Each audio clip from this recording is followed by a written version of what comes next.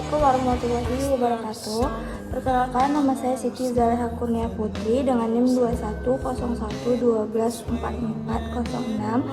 akan menjelaskan tentang beberapa soal yang telah diberikan oleh Bapak dosen Pak Zulkarnain untuk memenuhi tugas UAS yang telah diberikan. Baiklah, soal yang pertama yaitu mengapa penting mempelajari administrasi pemerintahan daerah.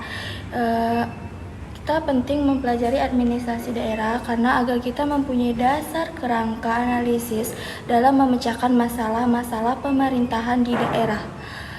Dan kita dapat menganalisis gejala otonomi daerah dan pemerintah secara komprehensif dengan mengakomodasi isu-isu kekinian dan menganalisa praktik penyelenggaraan pemerintah daerah di Indonesia. Baiklah, soal yang kedua adalah salah satu hal yang dibahas dalam pelayanan pemerintahan daerah adalah fungsi pemerintahan daerah. Kemukakan keterkaitan pelayanan pemerintahan daerah dengan fungsi pemerintahan daerah. Nah, keterkaitan pelayanan pemerintahan daerah dengan fungsi pemerintahan daerah terdapat dalam Undang-Undang Nomor 32 Tahun 2004, yaitu pemerintahan daerah mengatur dan mengurus urusannya sendiri. Urusan pemerintah menurut asas otonomi dan tugas pembantuan.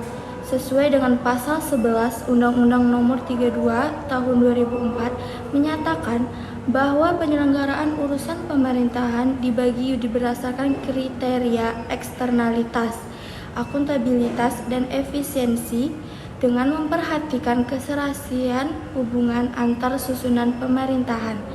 Penggunaan kriteria eksternalitas, akuntabilitas, dan efisiensi dalam pembagian urusan pemerintahan antar tingkat pemerintahan dilaksanakan secara kumulatif sebagai satu kesatuan.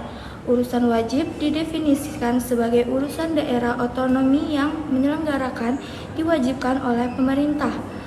Hal ini berarti pemerintah menetapkan urusan mana yang merupakan urusan dan asas yang menjadi prioritas penyelenggaraan dan mana yang merupakan urusan pilihannya. Baiklah, saya akan menjawab pertanyaan yang terakhir, yaitu manakah aspek yang paling penting dalam kebijakan daerah antara perencanaan, pelaksanaan, dan evaluasi? Menurut saya, tahap perencanaan adalah fungsi manajemen yang pertama dan yang terpenting.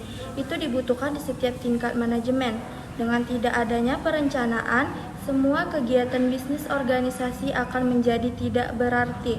Pentingnya perencanaan semakin meningkat mengingat ukuran organisasi yang semakin besar dan kompleksitasnya. Perencanaan kembali menjadi penting karena lingkungan bisnis yang tidak pasti dan tidak berubah.